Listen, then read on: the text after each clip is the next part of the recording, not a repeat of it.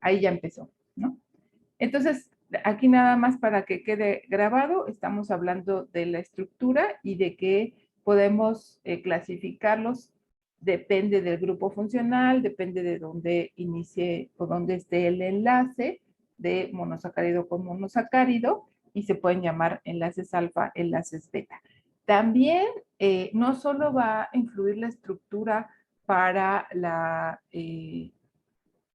digestión y la absorción, sino que a partir de eso vamos a tener pues las rutas metabólicas que nos pueden llevar ya sea a almacenar como glucosa o almacenar como, pues como ácidos grasos y como, pues como la grasita, como la llantita, ¿no? Entonces es importante que también a partir de eso entendamos el por qué tenemos estas alteraciones, ¿no? Pasando a la parte de digestión y absorción, como les digo, este es un tema enorme que les invito a que lo estén revisando constantemente porque es la base pues, de toda la nutrición, ¿no? Entonces, de forma reducida, hablamos que la digestión comienza por la boca, con la masticación, que eso también es muy importante porque si nosotros no tenemos una dentadura sana, si, por ejemplo, estamos hablando de personas adultos mayores que ya no tienen dientes, pues van a tener muchas alteraciones digestivas, pues porque se saltan esa parte importante de la digestión.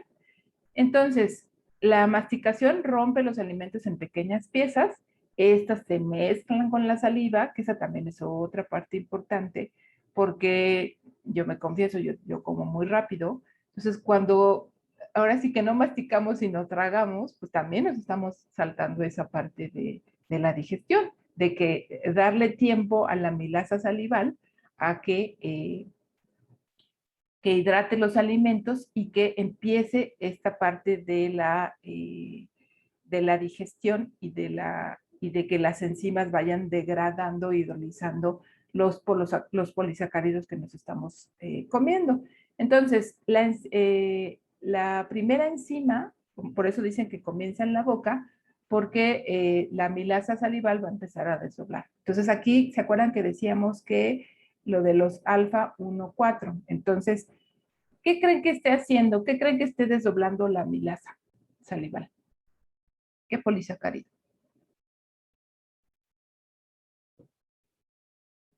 ¿Se acuerdan cuáles polisacáridos hablábamos? ¿El almidón? Exacto. ¿Se acuerdan que el almidón decíamos que contenía qué? ¿Qué dos estructuras? Amilosa y amilopectina. Exactamente. ¿Quién me dijo eso? Ay, yo, Elizabeth. Elizabeth, muy bien. Entonces, ¿qué está desdoblando la enzima milasa salival? El almidón. Exacto. ¿Qué parte del almidón? ¿Está? La milasa, ¿cierto? Y está diciendo que es amilasa alfa 1,4. Entonces, ¿sí se fijan? ¿Qué está rompiendo aquí? Esa es la parte que está rompiendo la amilasa salival. ¿Sí? ¿Sí me siguen? Ok. Entonces, ok, muy bien. Una vez que se van rompiendo la amilasa en pequeñas cadenas, se pasa, por ejemplo, a maltosa, y la amilopectina también se rompe en pequeñas cadenas, pasa el bolo, ¿no? Tenemos nuestro bolo, es decir, ya nuestro alimento en pequeños pedacitos hidratado con saliva, pasa al esófago y a su vez al estómago, y entonces aquí se hidroliza la milasa y el ácido clorhídrico empieza a actuar. Aquí no hay absorción, sino se pasa, ¿no? Lo que queda del estómago hacia el duodeno, donde se mezcla con la bilis. Aquí por eso también es importante pues, tener el hígado íntegro y sin insuficiencia, que se secreta por el hígado y a través del colédoco, y con el jugo pancreático aquí tenemos otra milasa. Sigue siendo alfa milasa, pero esta es pancreática, pero esta es más potente. Aquí ya tenemos más reducción a disacáridos y los iones de bicarbonato. Luego, el intestino delgado tiene un proceso de absorción activo, excepto por la fructosa. Ahorita lo vamos a ver. Entonces, hasta aquí hemos tenido como la acción de las glándulas salivales por la amilasa salival, la amilasa del páncreas con diversas otras enzimas. Tenemos muchas otras enzimas que también es importante entender que si tenemos pancreatitis, por ejemplo, pues puede que no tengamos insulina o puede que no tengamos estas enzimas y entonces por eso tampoco vamos a tener una digestión adecuada. Lo del hígado, lo de la bilis que decíamos, y entonces aquí ya de las pequeñas cadenas que decíamos que pasamos a maltosa, pues ya tenemos sacarosa, que va a pasar a glucosa y fructosa, la maltosa a glucosa y glucosa, y la lactosa a glucosa y galactosa. Entonces ahí ya tenemos los monosacáridos, ¿cierto? Aquí tenemos disacáridos y luego pasamos a monosacáridos. Y luego, bueno, pasa al colon y tenemos hay otros procesos como lo de la microbiota, pero ahorita no lo vamos a ver a profundidad. Ya que tenemos esos monosacáridos o disacáridos en el intestino, vamos a tener, recordar, y que también lo van a ver en anatomía y estudienlo muy bien, pues toda la parte, ¿no? del intestino delgado, y recuerden que pues tenemos nuestros cepillitos, ¿no? Aquí ¿cómo le llaman aquí? ¿Estas? En borde de cepillo, ¿sí? Las microvellosidades intestinales. Entonces, estas microvellosidades están por la luz que le llaman del intestino, que es por donde va pasando todo el alimento ya digerido. Y entonces, aquí, para terminar la digestión, vamos a tener a las famosas disacaridasas. Vamos a tener sacarasa, lactasa, maltasa e isomaltasa. Como su nombre no dice, pues la sacarasa, aquí a este nivel del enterocito, va a actuar sobre la sacarosa y lo que va a hacer es que la va a desdoblar en qué y qué, la sacarosa. ¿En qué monosacáridos? Fructosa y glucosa. Exactamente, muy bien. La lactasa va a desdoblar la lactosa en... Glucosa y galactosa. Exacto. ¿Y la maltosa? En 2 unidades de glucosa. En 2 unidades de glucosa. Muy bien. Y la isomaltasa lo va a dividir en quilosa, ¿no? ¿Sí? Ahora, si se fijan, la lactasa, por ejemplo, está como muy, y también la sacarasa, pero se dice que más la lactasa está más hacia arriba, ¿no? Más hacia, pues, la orilla de las microvellosidades. Cuando nosotros tenemos diarrea o cuando nosotros no comemos, las vellosidades se aplastan, ¿sí? Y entonces, ¿qué va a pasar con las disacaridasas? Van a dejar de actuar, ¿no? O van a estar actuando en menor proporción y entonces por eso nos quitan la leche, porque dicen que no digerimos la lactosa porque no tenemos lactasa, ¿sí? Entonces, todo esto, como les digo, nos pone a pensar qué está fallando, ¿no? Si tenemos diarrea, si tenemos desnutrición, si tenemos intolerancia a la lactosa. Y también existen defectos congénitos o existen pues niños, bebés, que nacen con ciertas deficiencias o que no tienen estas enzimas. Y entonces nosotros tenemos que pensar qué alimentos tienen sacarosa, lactosa, maltosa y si lo van a poder absorber o no. ¿De acuerdo? Y una vez que ya tenemos los monosacáridos, pues entonces eso se va hacia los vasos sanguíneos a través del transporte que ahorita vamos a ver. Como les decía, es importante que lo vayamos integrando a la práctica clínica. Esto es lo que les comentaba, que donde se unen los monosacáridos para formar disacáridos o polisacáridos, es nuestro enlace glucosídico, que es lo que decíamos que si era beta, si era alfa, y donde vamos a decir que se une la cadena lineal para hacerse geométrica, es el carbono anomérico, ¿sí? Que a partir del carbono anomérico es donde yo voy a ir numerando los vértices. Entonces, La lactosa, que decíamos que es una disacaridasa que a nivel intestinal desdobla la lactosa, perdónenme, la lactasa, estoy diciendo tonterías. La lactasa, que es la disacaridasa que va a desdoblar la lactosa a nivel intestinal, pues ella actúa en el enlace beta 1,4 glucosídico, que es donde se está uniendo la galactosa con la glucosa y que entonces a la vez, pues la desdobla. Esta entonces, la lactasa también se va a llamar beta-galactosidasa.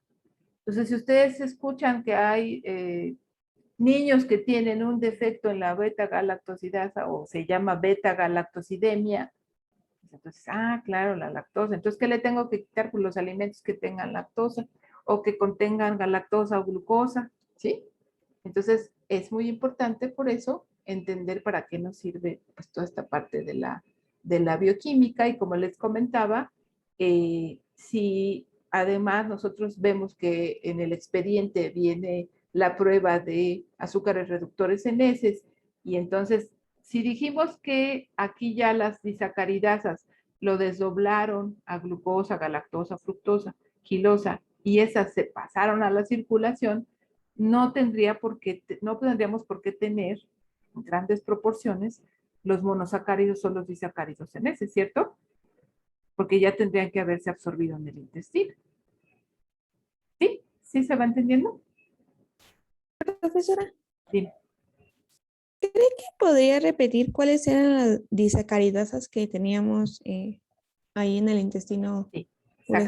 Por favor. En el intestino delgado sería sacarasa, lactasa, maltasa e isomaltasa. Son aquí están. ¿De lo que leyeron alguna otra que se acuerden? ¿No? Bueno, Gracias. de nada, denle otra repasadita ahí al libro y de hecho en el libro de nutrología médica viene en qué enlace está actuando cada una de las disacaridasas.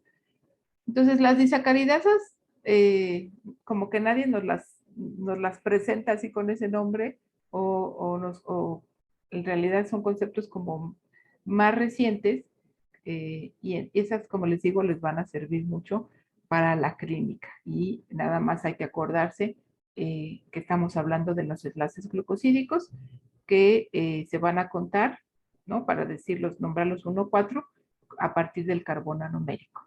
En este, si se fijan, aquí empezamos a contar 1, 2, 3, 4, 5. Y acá tenemos, este es el carbono anomérico, 1, 2, 3, 4. Entonces, por eso están unidos y aquí estamos teniendo hacia abajo ¿se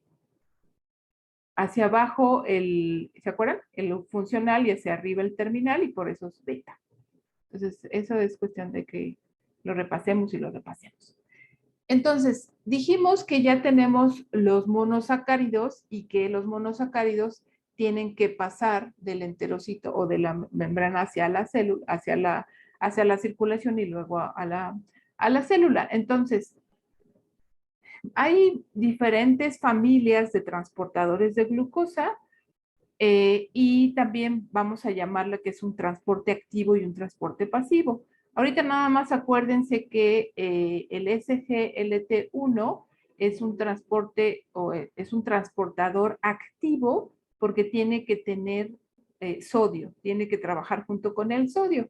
Entonces, la glucosa y la galactosa van a pasar, ¿sí? A través de la membrana borde de cepillo, a través de la SGLT1 con ayuda del sodio, ¿sí? Y la fructosa va a tener lo que se llama difusión facilitada en Y1 a través del receptor, perdón, del transportador GLUT5.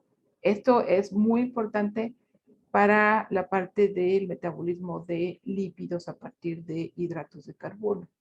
Simplemente con esta diferencia de transportador, hay una cadena o una cascada de reacciones que son importantes y que ahorita las vamos a platicar. No todas las reacciones, pero para la práctica clínica. Una vez que ya las tenemos aquí, dime Gerardo. ¿Te escucho? Esa membrana de borde de cepillo, ¿dónde la encontramos? Esta membrana la encuentras aquí. O sea, está tu intestino y está por dentro de tu intestino. Es donde va pasando la comida. Aquí. ¿Sí la ves? Sí, sí, sí. ¿Sí la entiendes? ¿Cómo está Sería la distribución? eso de abajo es como lo mismo, ¿no? Pero no es un cachito. Ah, exacto. Pero aquí ya ves todas las capas. ¿Sí? La Ok. serosa, la subserosa, la capa muscular.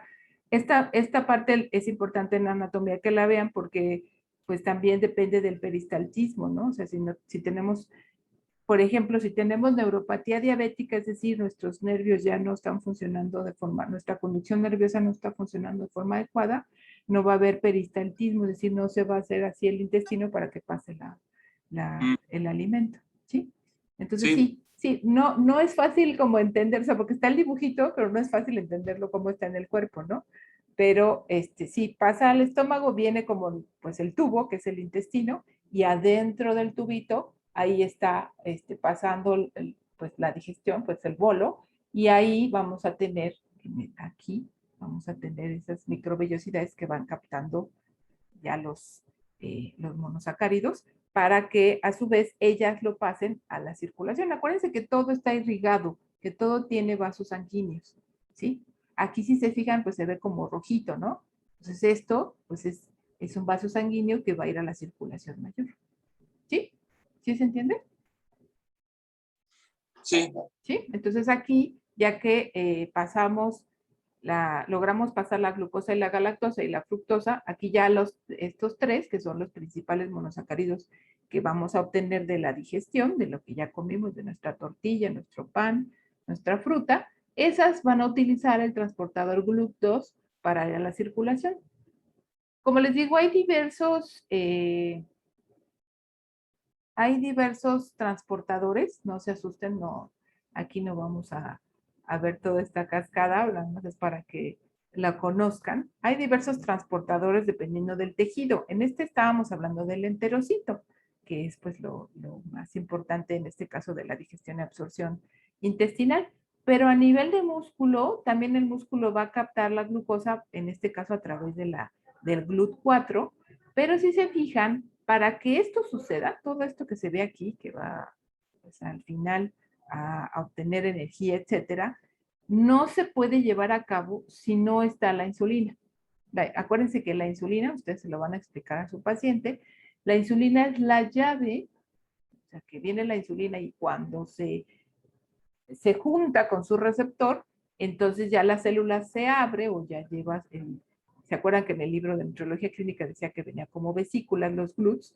Ya el GLUT que anda por aquí volando, ¿no? Nadando en las células, se va hacia la membrana porque detecta que está la insulina y entonces ya capta la glucosa.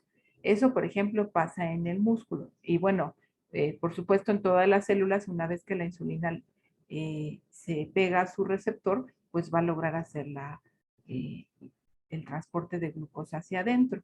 Por ejemplo, el adipocito también obtiene o transporta la glucosa hacia adentro de la célula a través del GLUT4 y el hígado lo va a transportar a través también del GLUT2 como era el enterocito.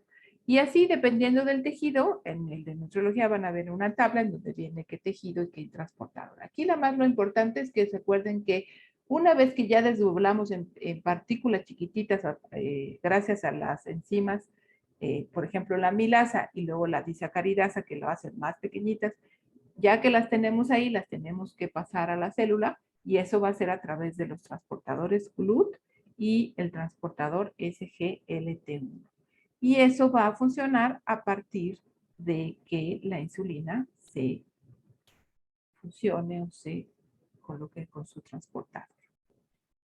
Entonces, ya que tenemos la glucosa, todo este proceso es para que ya tengamos la glucosa dentro de la célula, vamos a tener que, lo que necesitamos es energía. Entonces, vamos a partir de la glucosa, a producir energía.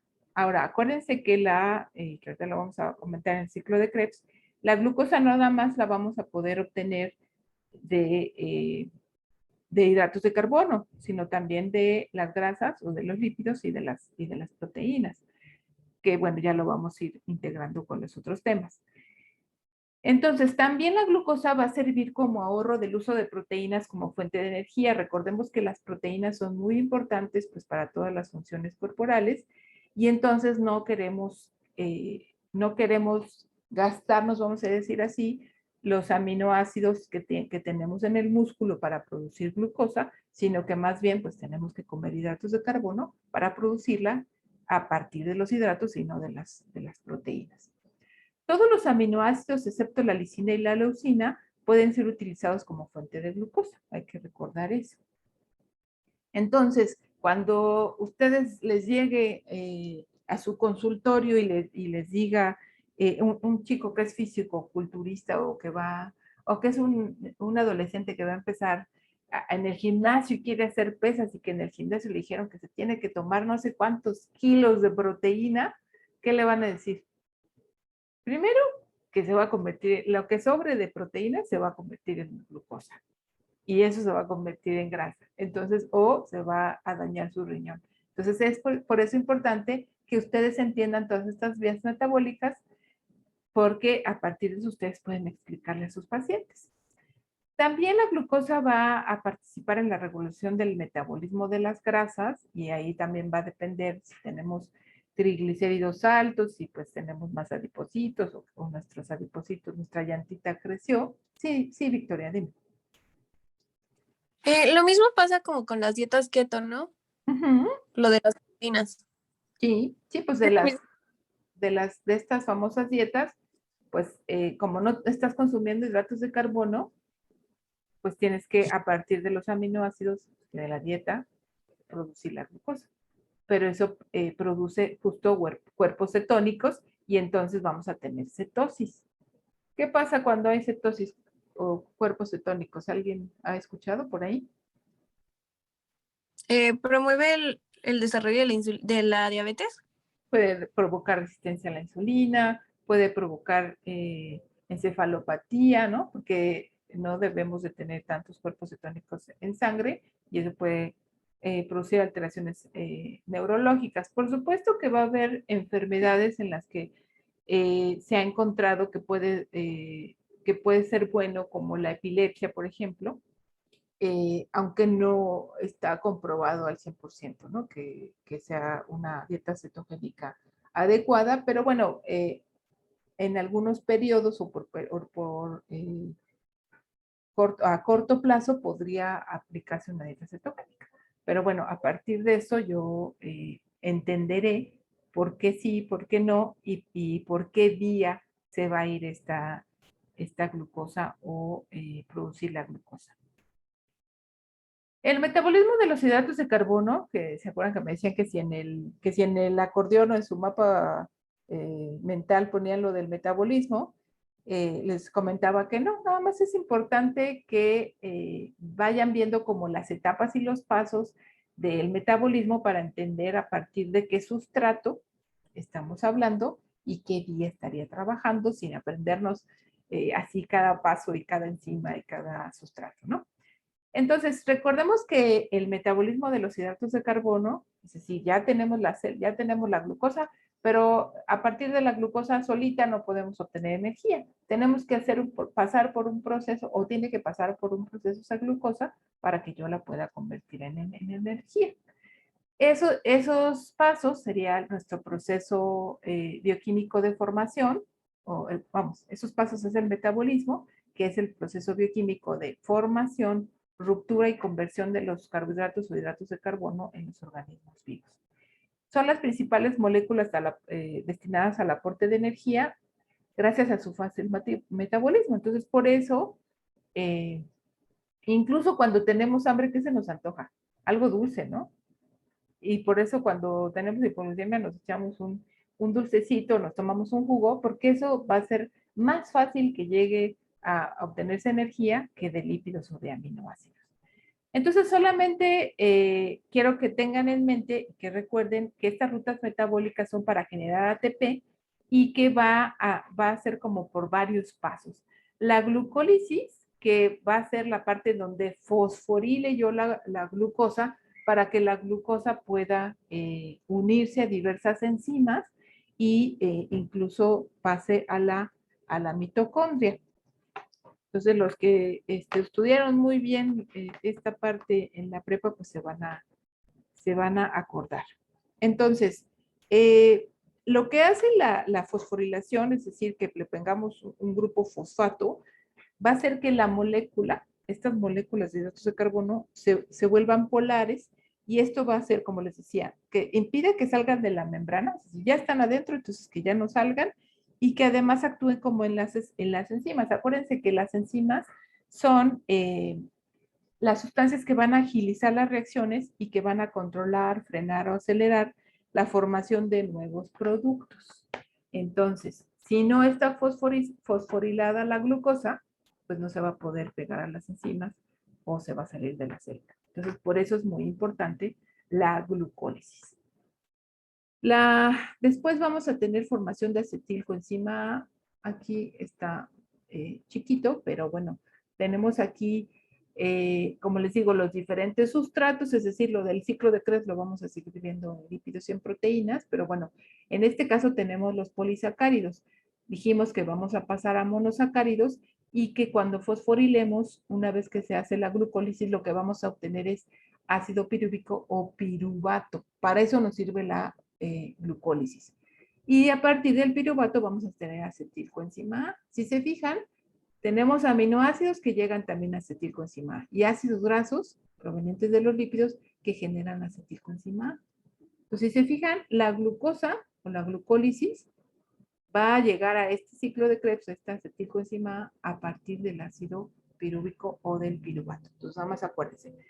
¿Cómo inicia el metabolismo de los hidratos de carbono? A partir de la glucólisis. ¿Y para qué sirve la glucólisis? Pues principalmente para fosforilar, para que pueda tener reacciones enzimáticas y se obtenga energía. Entonces ya tenemos aquí nuestra acetilcoenzima A y por eso aquí les van a decir que el ATP y la obtención de glucosa puede ser a través de metabolismo intermedio, que es aquí, ¿no? En esta parte intermedia del metabolismo. Y después nos vamos a ir al ciclo de Krebs, y que el ciclo de Krebs tenemos que saber que a partir de este vamos a tener, obtener ATP, CO2 y agua, ¿sí? Luego, es importante también que se acuerden que la gluconeogénesis va a ser lo que les decía, la producción de glucosa a partir de aminoácidos o de ácidos grasos. Es decir, aquí, ¿qué estamos haciendo? Estamos desdoblando glucosa, ¿sí? Para convertirla en ATP. En la gluconeogénesis, como su nombre lo dice, es yo quiero glucosa a partir de los otros sustratos. Es decir, como que me regreso, ¿sí? Entonces, glucólisis la voy a degradar. Gluconeogénesis la quiero formar para utilizarla en otros tejidos, para llevarla, por ejemplo, al cerebro. ¿Se acuerdan que la barrera hematoencefálica no permite el paso más que de glucosa? Por eso necesitaría yo generar glucosa. Eso es lo importante que ustedes entiendan en esta parte del metabolismo. Otra parte que quiero comentarles es que aquí tenemos los diversos pasos del ciclo de Krebs, y como les digo, a veces va a haber enzimas que no estén presentes por defectos genéticos, ¿no? Y entonces, dependiendo de qué sustrato o qué parte esté fallando, pues va a ser la parte que falle del ciclo de Krebs, y ahí tenemos que pensar qué podemos hacer para que no sea tóxica, por ejemplo, el alimento, ¿no? Porque cuando no tenemos la enzima, pues puede ser incluso tóxico.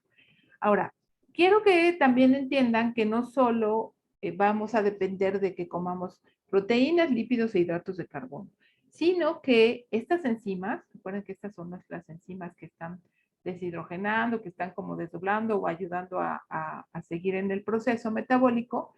El magnesio, el manganeso, el zinc, el cobre, el molibdeno y el hierro son de los componentes principales de estas enzimas. Y estas serían nuestras enzimas, estos serían nuestros cofactores, La tiamina, el ácido pantoténico, la nicotinamina y la riboflavina van a ser parte de estos cofactores. Entonces, simplemente con que yo me coma una tortilla de harina que ya no tiene más que almidón refinado me sirve para todos estos procesos metabólicos o necesito comer frutas y verduras para tener todos estos micronutrientes? ¿Qué opinan? Pues sí, es mucho mejor la última opción. Pues sí, ¿no? Entonces, a veces como la prescripción o los tratamientos ¿no?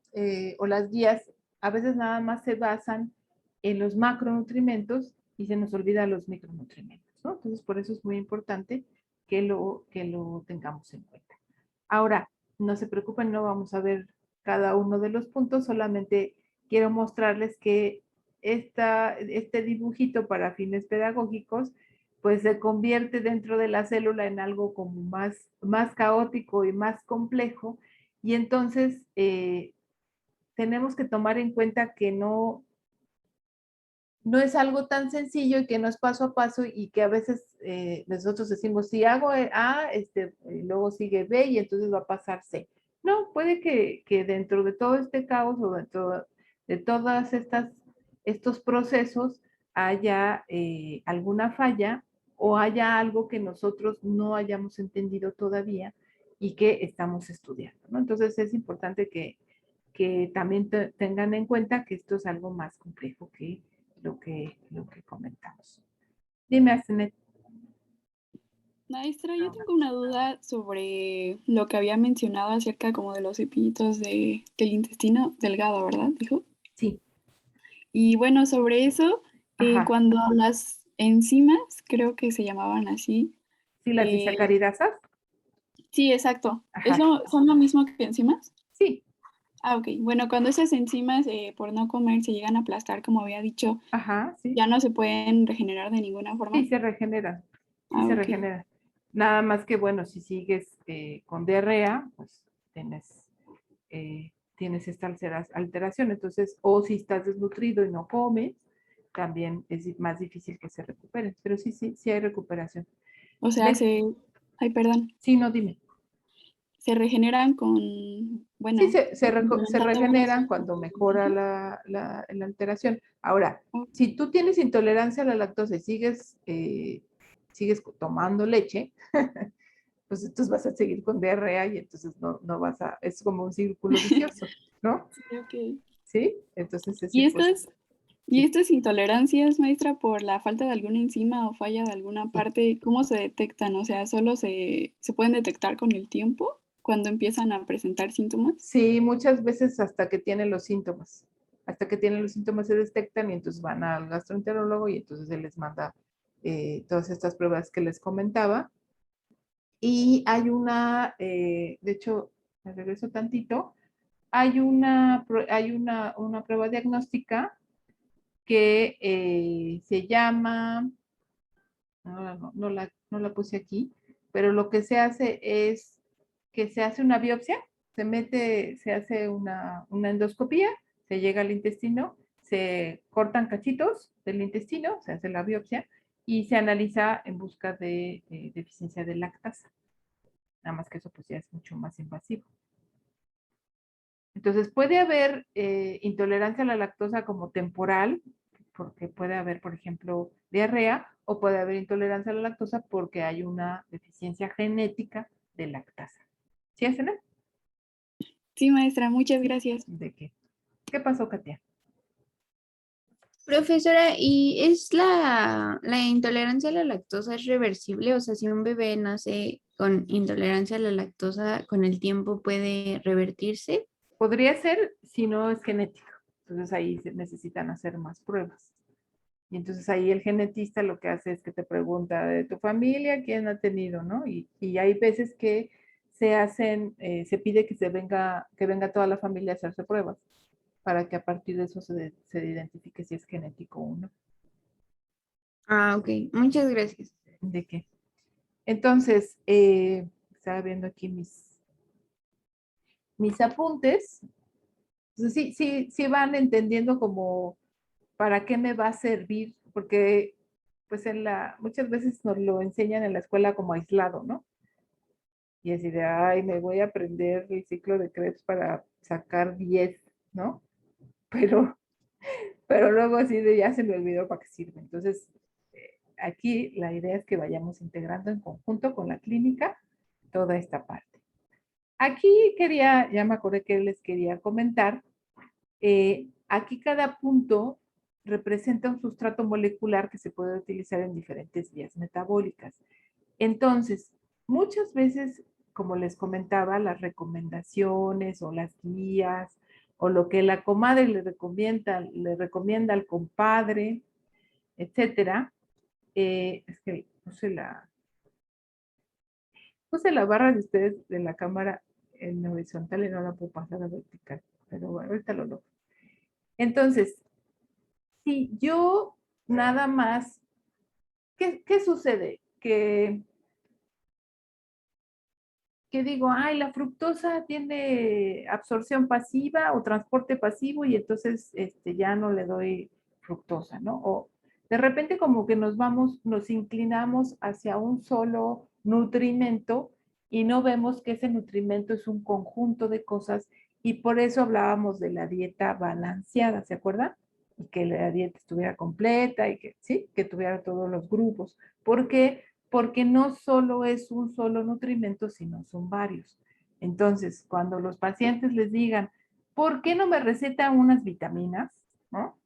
A mí mi comadre me dijo que si tomo vitamina D, me voy a sentir bien. O si me da usted vitamina E, ¿qué pasa si yo doy de un solo nutrimento? Sí, porque además si doy en exceso, pues alguna vía metabólica se va a ir a desconchavar, ¿no? Entonces, por eso es importante que nosotros comamos de todos los alimentos que esté variado para que logremos tener bien todos estos procesos. No es deseable que nos vayamos a un solo nutrimento. Les iba yo a comentar lo de las microvellosidades, que aquí en la hospitalización, pues hay personas, pacientes que tienen cáncer, por ejemplo, que les resecaron el intestino, que tienen algún pues estoma, ¿no? Les abrieron, tienen ahí un hoyito en el intestino. En fin, tienen varias patologías que no pueden, por lo que no pueden comer. Entonces, lo que se hace es que se les pone nutrición parenteral, es decir, los nutrimentos ya degradados se le ponen en una bolsita y esa en un catéter y entonces pasa por la vena y por las arterias.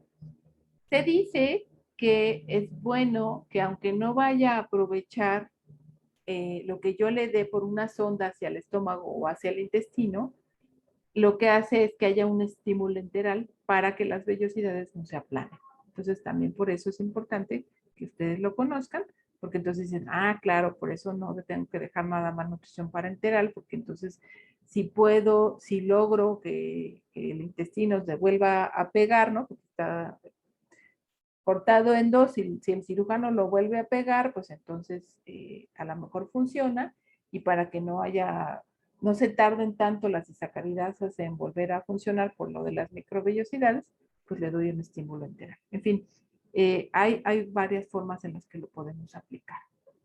Entonces, aquí en forma de resumen de todas estas vías, por supuesto que es un resumen muy chiquitito, pero que nos va, a partir de eso yo les sugiero que ustedes lo tengan en mente cuando tengan, como les digo, sus clases de bioquímica, sus clases de digestión y absorción o de anatomía y fisiología.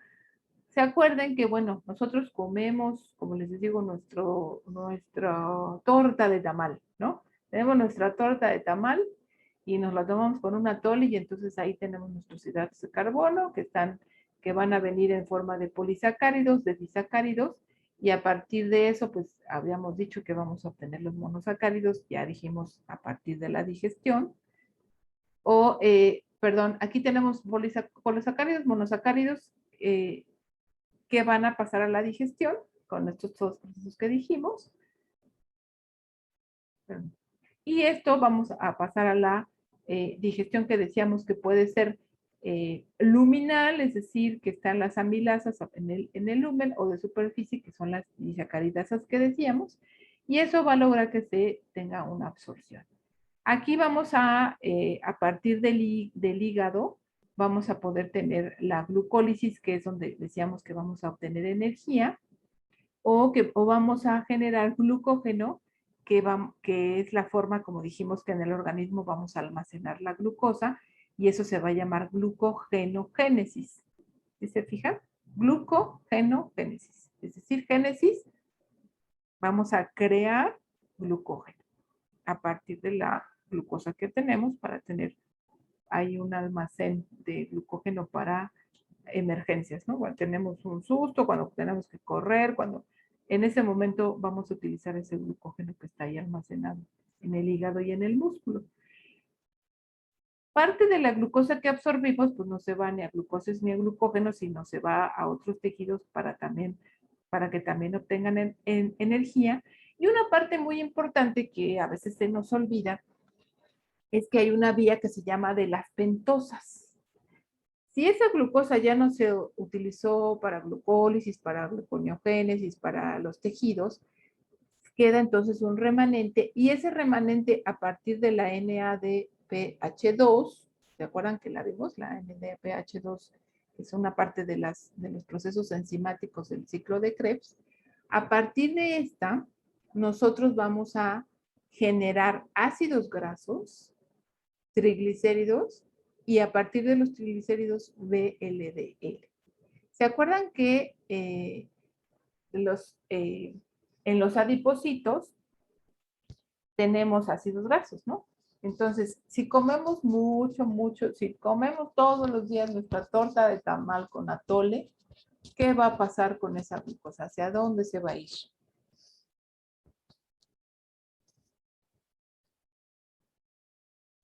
¿Quién me contesta?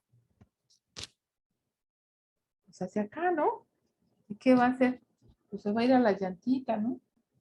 Entonces, uno pensaría que si los ácidos grasos provienen de los lípidos, pues entonces, pues no tengo que bajarle al consumo de grasas, ¿no? Pero entonces también tengo que bajarle al consumo de los hidratos de carbono y especialmente de los monosacáridos. Es decir, si su paciente llega al consultorio y les dice, yo tengo hipertrigliceridemia, ¿solo le tienen que bajar las grasas o también los azúcares? Sí, también los carbohidratos. También los carbohidratos. ¿Y qué tipo de carbohidratos tendría yo que bajarles? ¿Los complejos o los simples? Los Los simples. simples. Los simples. ¿Y qué alimentos tienen hidratos de carbono simple? Las pastas procesadas, los panes, ¿Qué más? pues los Jugos dulces. azucarados. Exactamente, la fruta y los jugos. Entonces, yo les digo, en las guías, en las recomendaciones y en todos los anuncios dice, come frutas y verduras. ¿Y qué comemos más, frutas o verduras? Frutas. Frutas, ¿verdad? Y los pacientes, o muchos de los pacientes, ¿qué entienden por comer fruta? Que los domingos se echan su medio litro de jugo de naranja, ¿sí o no? Sí, o un cóctel. Exacto, pero además un cóctel grandote, ¿no? Así, para que llene. Entonces, ¿qué le tengo que decir al paciente?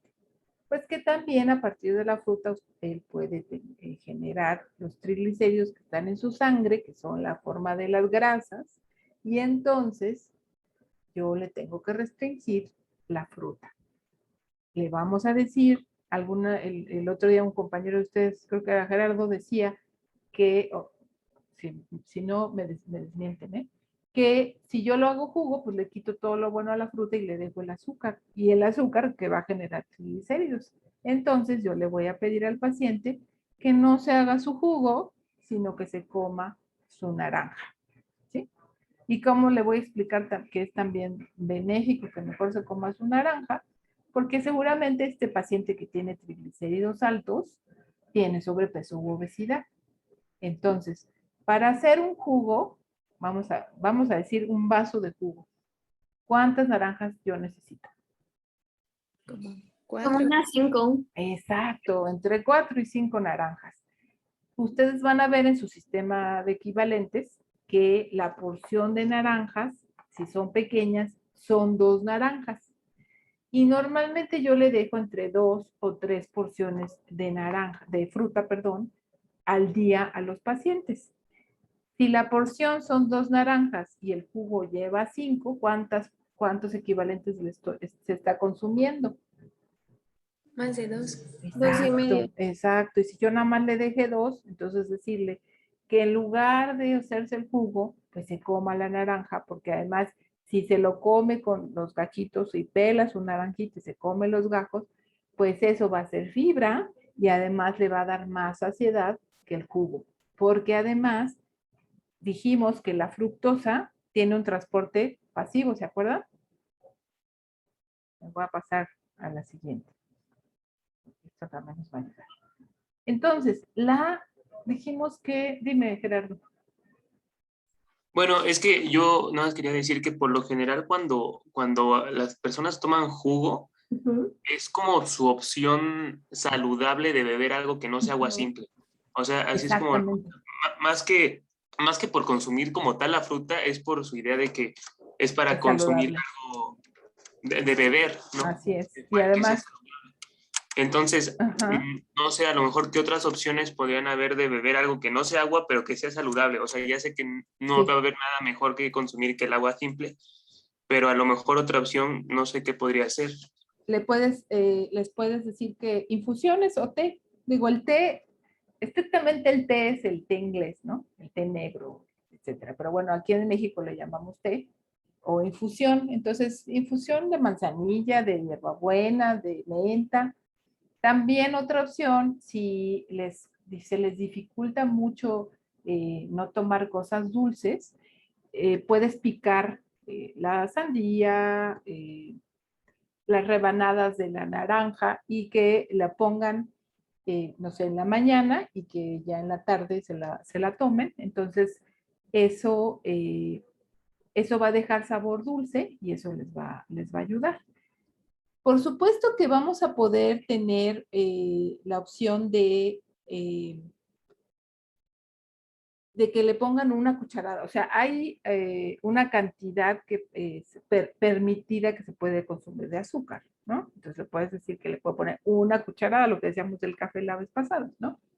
La cuestión es que le ponen como 2 cucharadas, pero estas de la sopa, ¿no? Entonces, esas son las opciones. Que piquen la fruta y que se coman la fruta porque ahí no está molida.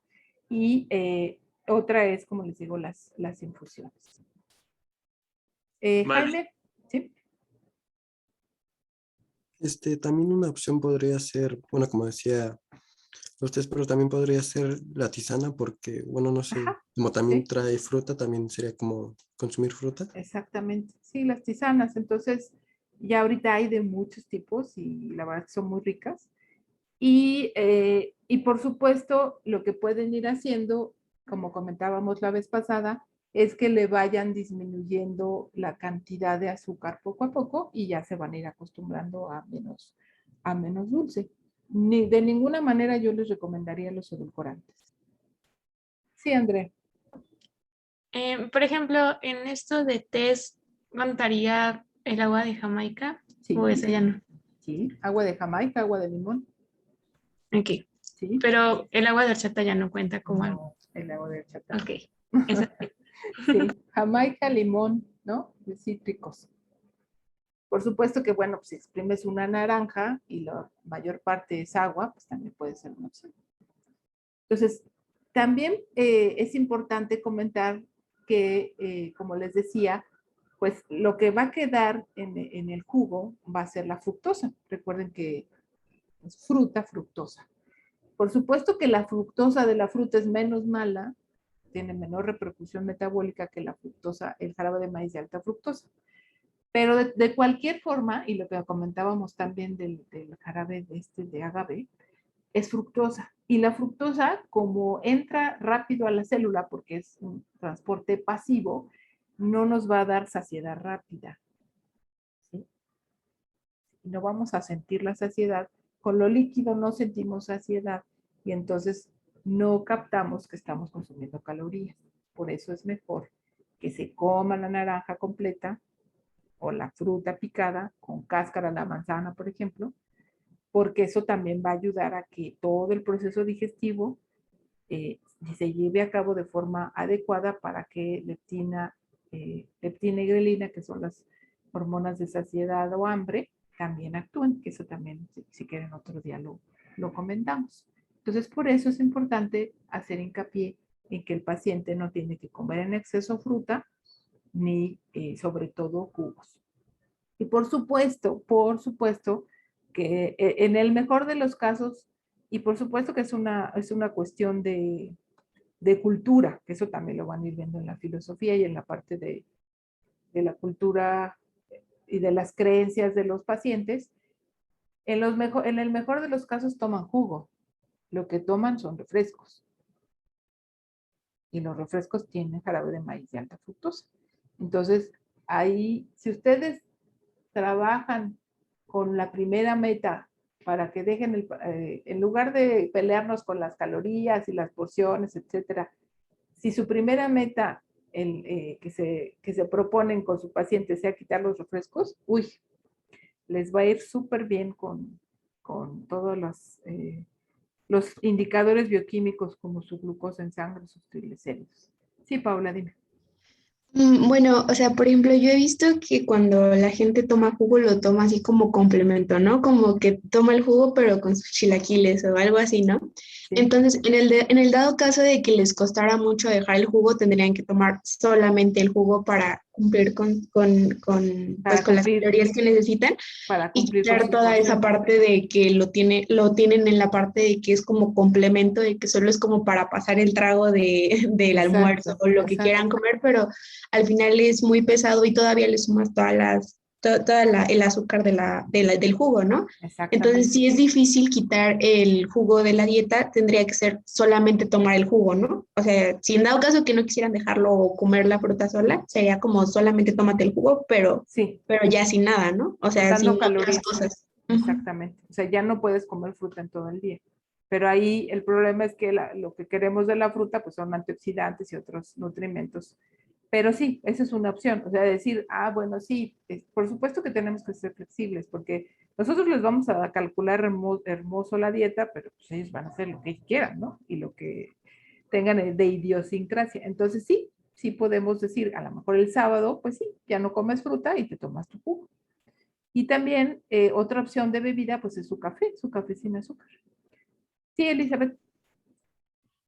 Que también una opción podría ser, por ejemplo, los jugos verdes. O sea, muchos siento que nada más le dicen como de, no, pues un puño de espinaca y como 5 porciones de fruta, ¿no?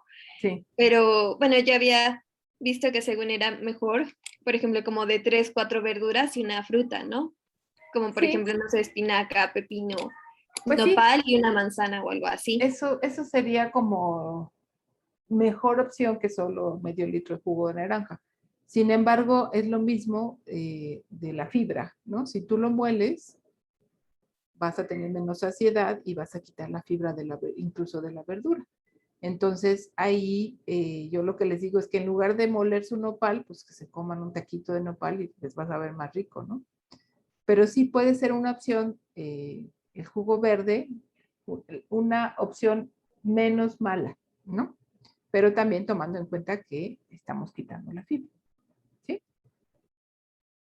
Muy bien, chicos. Entonces, retomando la idea de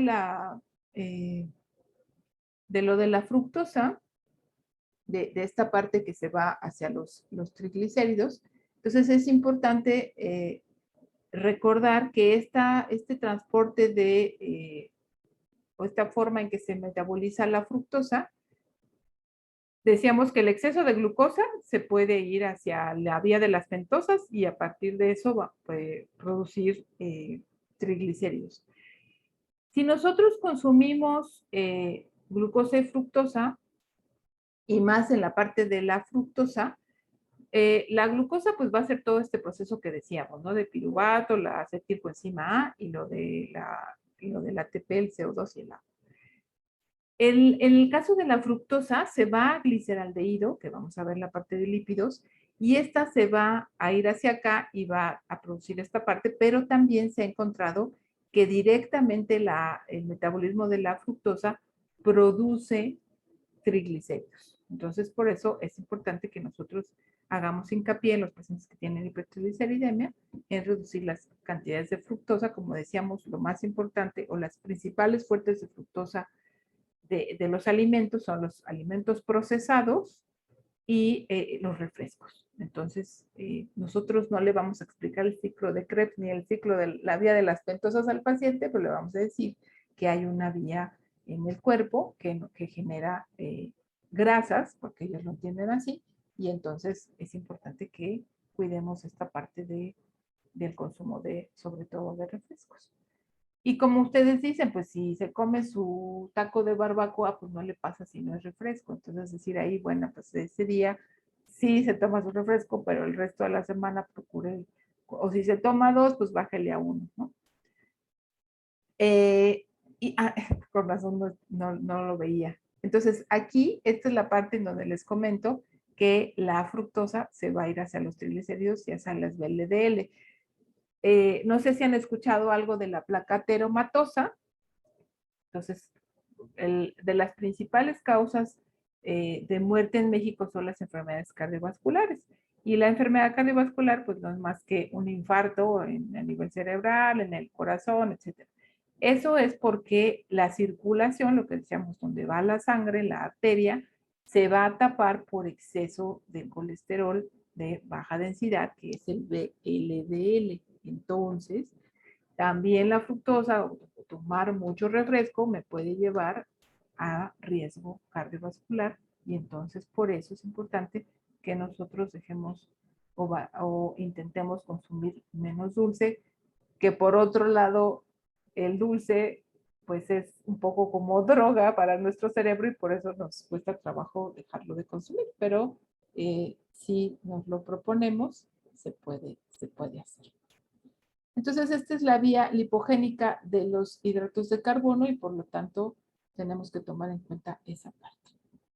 Entonces, hasta aquí dejamos lo de los hidratos de carbono. No sé si tengan alguna duda. Voy a dejar de compartir. ¿Quedó más o menos claro? Voy a dejar de grabar.